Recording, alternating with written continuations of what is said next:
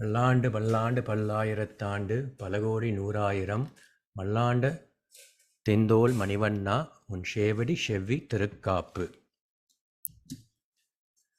O Lord, who has the most powerful shoulders that controlled and killed the mighty wrestlers in Kamsa's court.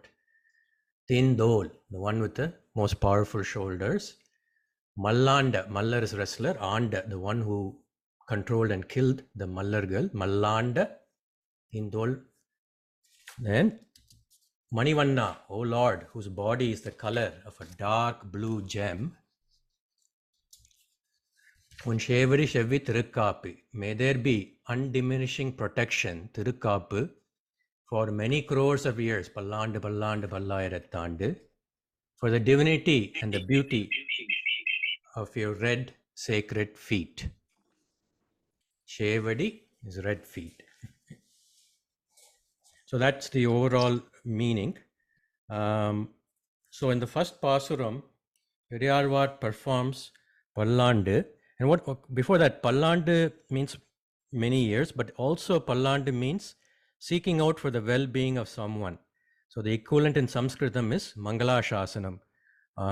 We had learnt before Venkateshwara Mangala Shasanam, which starts with Shriya Kantaya.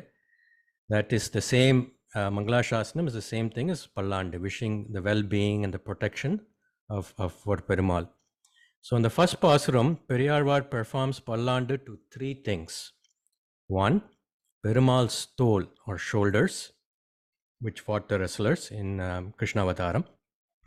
Two, his Tirumeni, which is his divine body, and which is of a dark blue color, Manivanna. And three, he performs Pallandu to his sacred feet, which are red in color, Shevadi Shevvi. So three things here, the shoulders, Perumal's whole body, and his feet. Now, last class, I had told you that I'll explain why Periazhwar used Pallandu 4 times, right? So what our Acharyas say about that?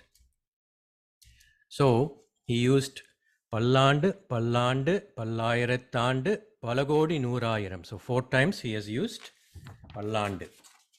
So the first Pallandu is many, many years in human years, which, could be anywhere between 80 and maybe 210 years, right? Many, many years in human years.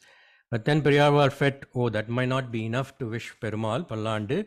So the second Pallandu is many, many years in Devas years. That is, in Indra, Varuna, the Devas, their year is a little different. So 1 human year is equal to 1 full day for the Devas. So, for example, the first 6 months of the human year, which we call Uttarayanam, is the daytime for the Devas, and the last 6 months of the human year, which we call Dakshinayanam, is nighttime for the Devas. So typically Uttarayanam starts in the beginning of Tai Masam and goes up to the end of Ani Masam. This year Uttarayanam started on January 15th, and that day is celebrated as Makara Sankranti. Dakshinayanam starts with the birth of Adi Masam and up to the next Tai Masam. And this year, Dakshinayanam started on July 7th. So 1 human year is equal to 1 full day for the Devas. So now he's wishing the second Pallandu in Devas year. So you can see how much it's now being multiplied from human years. The third Pallayirattandu, he wishes for many years in Brahma's years. So Brahma was born in a lotus that came out of the navel of Sriman Narayana. That is why Perumal is called Padmanabha, from whose navel, Nabha, emerged Padma, the lotus.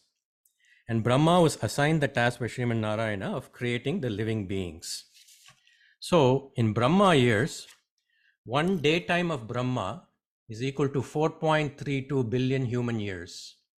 And 1 nighttime of Brahma is another 4.32 billion human years. And 1 Brahma year becomes 311 billion human years. And Brahma lives for 100 years, so his total life of Brahma is 311 trillion years. All these are given in the Srimad Bhagavatam. In some of the chapters, this whole thing is very detailed, the explanation is given. So now here Periazhwar is now going saying, let me wish many years in Brahma years. So let for 311 trillion years, Pallandu, may you exist, may you be auspicious, may there be protection for you. Right? And some of these numbers might seem very astronomical, but you don't know. I mean, like scientists nowadays, there's this theory of relativity of time, and they're finding out all these new things. So you can never discount any of this and say it's very outlandish or anything like that. I think science is only slowly discovering some of these things. So Pallandu human years, second Pallandu in Devas years, Pallayirattandu in Brahma years, Palakodi Nooraayiram. Now he's saying in many number of Brahmas. See, there are many Brahmas, not just one. And for this, we need to look at, Bhagavatam very clearly explains the 14 lokas and how it's related. So if you look at the 14 lokas, which makes one andam, an andam is really an egg. Andam means egg in Sanskrit, but this whole universe is treated as an egg. There are 14 lokas in the andam. There are 7 that are below and 7 are upper, right? So Bhurloka or is earth where we live. So Bhuvarloka is next, Swarloka, Maharloka, Janaloka, Tapaloka, Satyaloka. These are the 7 lokas that are on the top, and Brahma resides in Satyaloka. Now when we say Om Bhur Bhuva Swaha, we are talking about the first 3, Bhur, Bhuvar and Swar lokas.